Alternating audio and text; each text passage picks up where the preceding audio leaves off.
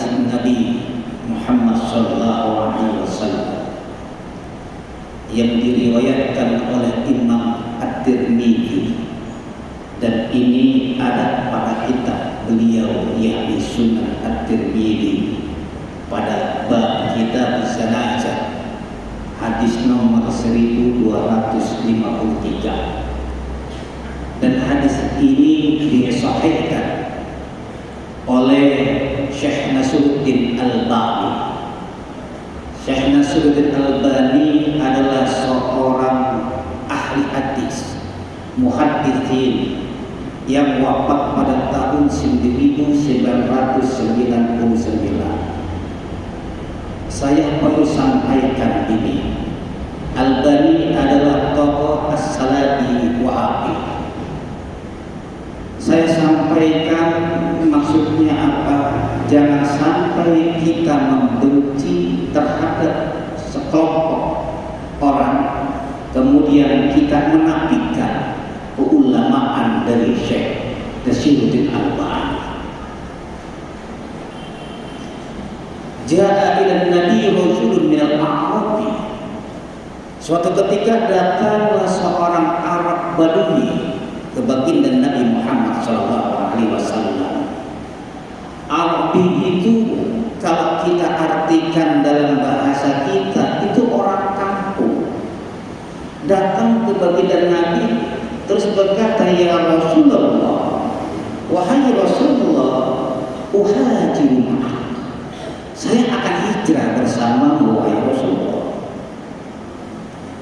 Akhirnya si Arab Badui ini pun hijrah bersama Rasul dan mengikuti apa-apa saja yang dikerjakan oleh Rasul, termasuk peperangan.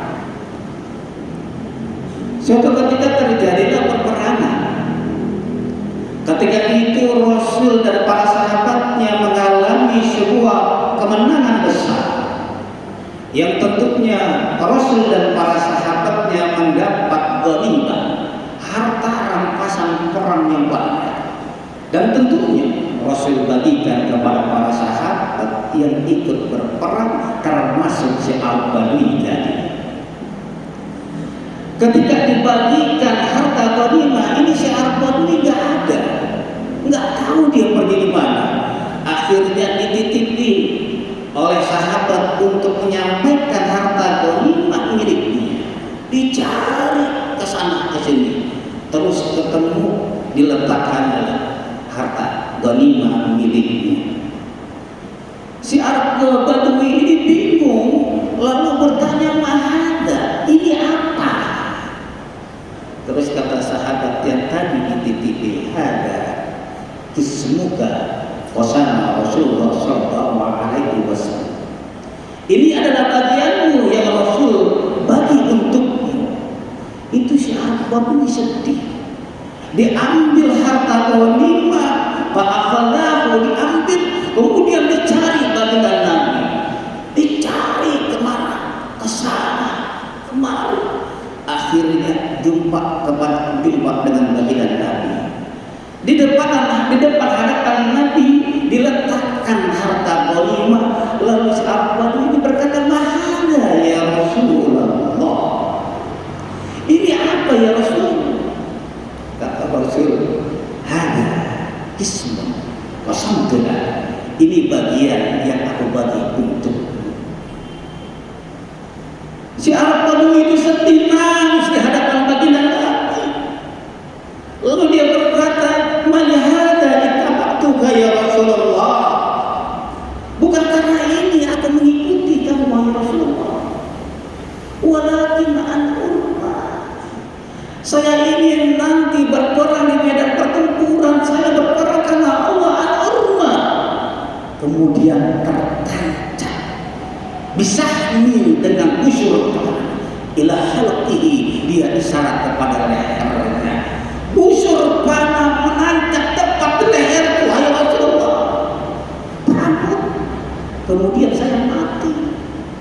Wa udkhilal jannah, dan Allah masukkan saya ke surganya Allah Subhanahu wa ta'ala. Rasul ketika itu diam, 1000 bahasa. Tidak banyak perkataan yang dikatakan oleh baginda Nabi, hanya mengucapkan sebuah satu kalimat yang kalimat ini singkat tapi maknanya cukup dalam. Rasul hanya berkata, in tasdikillah istuqa. Kalau kau jujur kepada Allah, ini benar-benar cita-cita akhiratmu, tidak ada secuil pun tujuan dunia, ya istuqa, pasti Allah akan mewujudkan cita-cita akhirat. Kemudian terjadilah peperangan berikutnya. Yang ketiga itu terjadi peperangan yang mana para sahabat ketika itu banyak yang wafat, meninggal dunia, menjadi syuhada, mati syahid. Di antara bergelimangan jenazah ada satu jenazah. Jenazah itu tepat di lehernya tertancap busur panah. Lalu Rasul bertanya, bukankah ini si Arbadu yang kemarin tidak mau menerima harta ghanimah? Na'am ya Rasul, benar ya Rasul. Kemudian Rasul yang angkat jenazah si Arbadu, dibungkus dengan tibah Rasul yang mulia.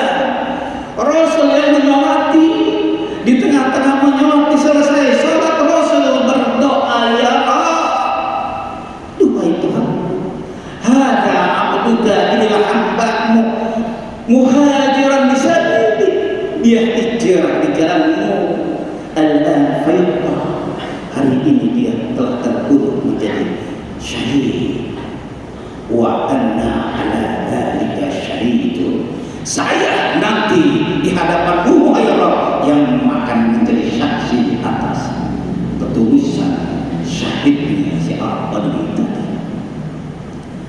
Hadirin rahimahullah, ini hadis yang singkat mengandung beberapa makna. Yang pertama, Arab Badui itu paham benar akan hakikat kehidupan alam dunia ini.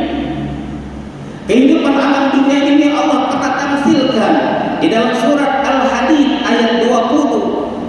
Allah mentamsilkan kehidupan dunia ini karena dari ghaib, diibaratkan hujan yang lebat. Dari hujan yang lebat ini tumbuhan yang banyak, daun yang merimpah, buah yang berlimpah ruah. A'jaba kufarun nabatuhu, pasti semua orang yang melihatnya akan merasa takjub, akan merasa kagum.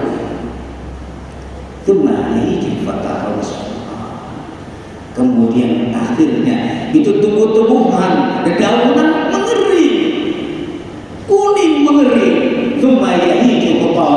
dan pada gilirannya dia hilang, dia lenyap seperti sedia kala. Itulah kehidupan alam dunia ini. Nikmatnya makanan hanya sebatas di lidah, nikmatnya pemandangan hanya sebatas di mata, nikmatnya sanjungan hanya sebatas di telinga. Setelah itu hilang, lenyap sejalan dan hilang dan lenyapnya waktu. Hari ini yang masih muda suatu saat akan tua. Hari ini yang masih sehat suatu saat akan tidak berdaya sakit. Hari ini yang menjabat suatu saat akan meninggalkan jabatannya. Hari ini yang hidup suatu saat akan menemui ajal. Allah tutup dengan kalimat yang luar biasa, wa mal hayatud dunya illa mata'ul ghurur. Tidaklah kehidupan di alam dunia ini kecuali hanyalah kesenangan yang fana. Lalu bagaimana kita menyikapi hidup? Apakah kita harus miskin di dunia ini? Ternyata tidak. Al-Quran di dalam surat Al-Qasas ayat 77 Allah memberikan paduan kepada kita. Wabtaghi fima ataqallahu daral akhirah.